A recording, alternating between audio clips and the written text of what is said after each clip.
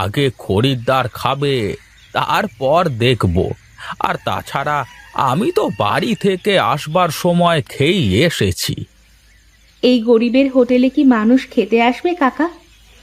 চিন্তা করিস নে মা, একটা না একটা কিছু হবেই।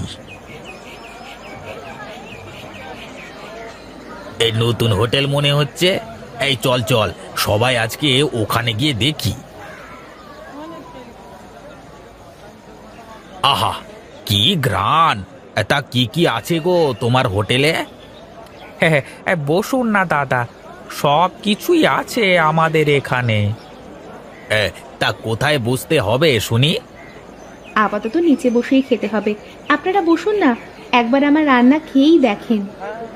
এই এই, তোরা সবাই বস দেখি, আগে খেয়ে দেখি কেমন। আপনারা খাওয়া শুরু করুন, খেয়ে বলুন তো দেখি কেমন হয়েছে। এ বাবা বাবা বাহ, কি সুন্দর রান্না! মনে হচ্ছে বাড়ির খাবার খাচ্ছি। হ্যাঁ দাদা, এই গরিবের হোটেলকে নিজের বাড়ি মনে করি খেতে পারেন। হ্যাঁ হ্যাঁ, একটু ডাল দাও তো দেখি। হ্যাঁ, বুঝলে মা, তোমার হাতের রান্নার কোনো তুলনাই হয় না।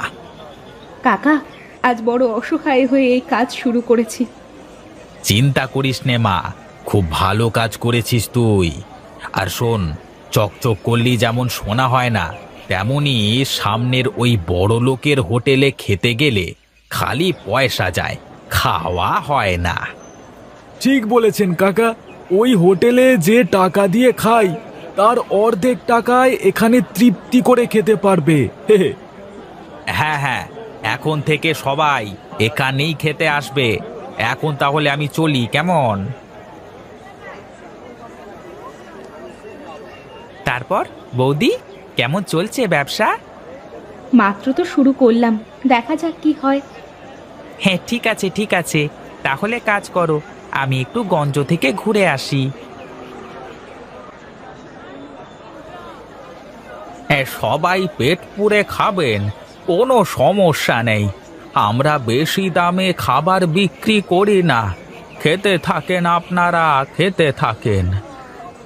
না, ভাবলাম যে এই রকম গরিব হোটেলে কেউ খেতে যাবে না, কিন্তু সবাই তো ওখানেই খেতে যায় দেখি। কি যে করি! ও রামু, আরে ও রামু, এদিকে আয় তো দেখি। কি বলবেন বাবু, বলেন দেখি। তোর মালকিনের সাথে একটু কথা বলবার দরকার ছিল। বেশ তো, কাজ বাজ শেষ হলে বলবে, এখন তো আমরা অনেক ব্যস্ত।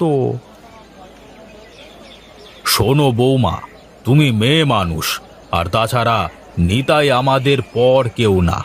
আমরা চাইলে এক কাজ করতে পারি। কি কাজ বলেন বাবু, আগে শুনি। তুমি চুপ করো, আমি সরমার সাথে কথা বলছি।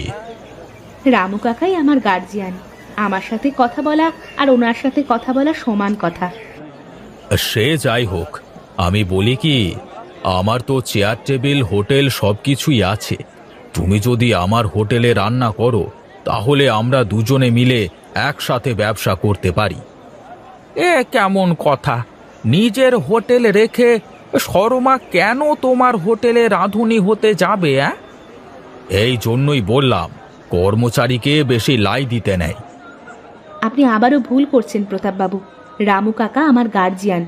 আর হ্যাঁ শুনুন, আমি আপনার কথার সাথে একমত হতে পারলাম না। আর আমরা কালই আমাদের হোটেলে চেয়ার টেবিলের ব্যবস্থা করব। চলো কাকা। আমার কথা হলো তো বৌমা, দেখো এখন আমাদের হোটেল কেমন চলে। আর এখন তো নিতাই বাবাও সুস্থ হয়ে গেছে। তুমি আর বিনয়তা যদি পাশে না থাকতে, তাহলে আমার দ্বারা এত কিছু করা সম্ভব হতো না কাকা।